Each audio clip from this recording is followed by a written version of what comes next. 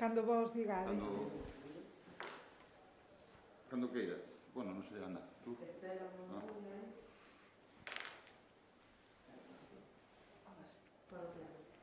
Bueno, pois moi bo día a todos e a todas e moitas gracias por asistir a esta rolda de prensa que cada venres damos para informar dos asuntos máis relevantes que vimos de abordar na Xunta de Goberno. Hoxe aprobamos a actuación do Plan Estratégico de Subvencións da Deputación de Lugo para o presente ano, para o 2022,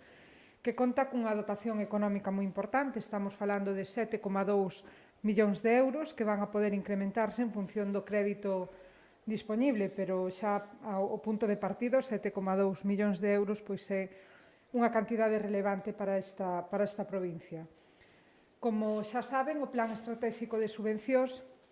é un instrumento obligatorio que regula a concesión de axudas económicas que neste caso se dan dende a Deputación de Lugo ao conxunto do tecido asociativo da provincia, tanto aquelas que son de carácter nominativo como as que son en concorrencia competitiva. Polo tanto, este é un plan que sirve para manter o amplio e dinámico tecido asociativo co que contamos nesta provincia e que, ademais, contribúe activamente a dinamizar o territorio tanto a nivel social como económico, ao mesmo tempo que sirve para contribuir ao desenvolvemento de proxectos nos distintos concellos que impulsan o emprego, os sectores productivos, o benestar social ou a promoción do territorio e do turismo, entre outros eidos. Por exemplo, entre as liñas de actuación temos a de emprego, na que se conta cunha dotación de preto de 900.000 euros neste Plan Estratégico de Subvencións, a de promoción do territorio e turismo, con case medio millón de euros, benestar, que supera esta cantidade, chega ata os 577.000 euros, ou medio ambiente, que conta cunha cantidade de 356.000 euros. A través deste Plan Estratégico de Subvencións terán prioridade aquelas iniciativas que promovan a participación cidadá, que potencien o patrimonio da nosa provincia, que aposten pola innovación, que estimulen a formación e, entre outras condicións, axuden a fixar poboación no rural. Polo tanto, aprobado ese Plan Estratégico de Subvencións e nos próximos días xa se poderán empezar a tramitar as achegas para as entidades correspondentes ao ano 2022. Noutro orde de cousas, informarlles tamén de que vimos de aprobar a adxudicación por máis de 230.000 euros das obras de mellora dun novo tramo da estrada LUP 3202, que é a que vai dende Monforte a Currelos, no concello do Saviñao, e estas son as obras, polo tanto, que benefician a estes dous concellos. O proxecto que se adxudica inclúe a rehabilitación do firme, do treito que vai do quilómetro 3,7 ao 7,7, polo tanto, alrededor de 4 kilómetros, e tamén inclúe a renovación das sinais indicativas dos puntos kilométricos desta estrada dende o inicio da mesma ata o quilómetro 24.436. A maiores disto, a finais do ano pasado, a Deputación licitou, está en fase de licitación por un importe de 250.000 euros, a mellora de outros 3 kilómetros nesta mesma vía, en concreto, dende o inicio da estrada ata o comenzo do corredor. Este é un treito que se corresponde todo co concello do Saviñao, que transcorre polo concello de Saviñao. E, ademais, e tamén neste mandato xa se acometeron obras de mellora noutro tramo, entre os kilómetros 6,9 e o 10,4, con un importe no seu investimento de 133.100 euros. Polo tanto, creo que convén dicir que entre as obras que xa están acometidas, as que están en fase de licitación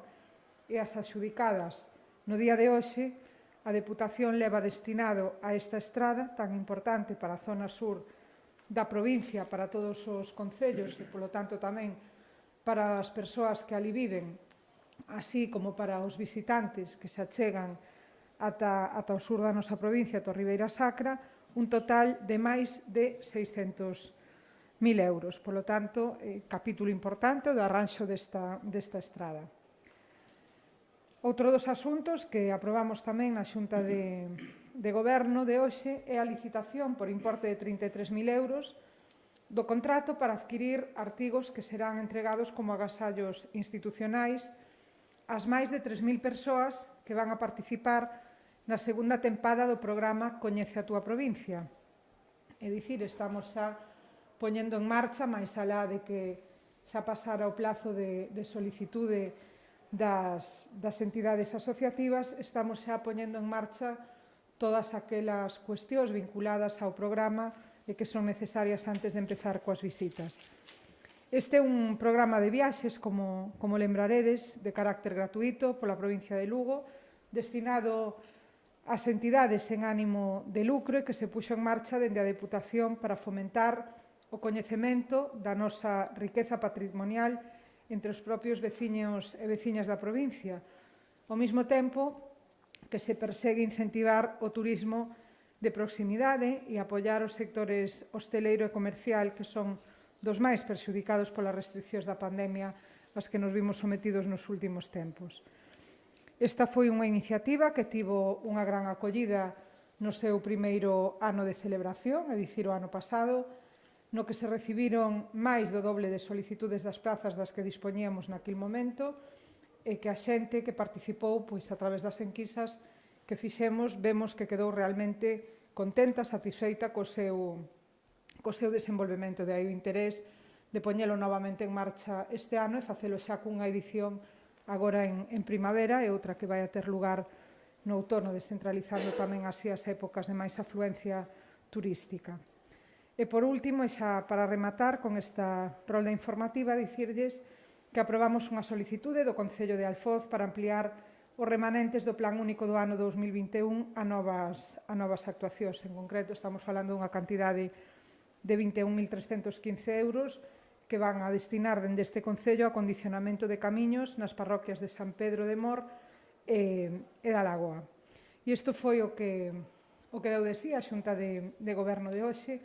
e quedo a súa disposición se necesitan facer alguna pregunta. Moitas grazas. Pois moitas gracias. Bo fin de semana. Igualmente.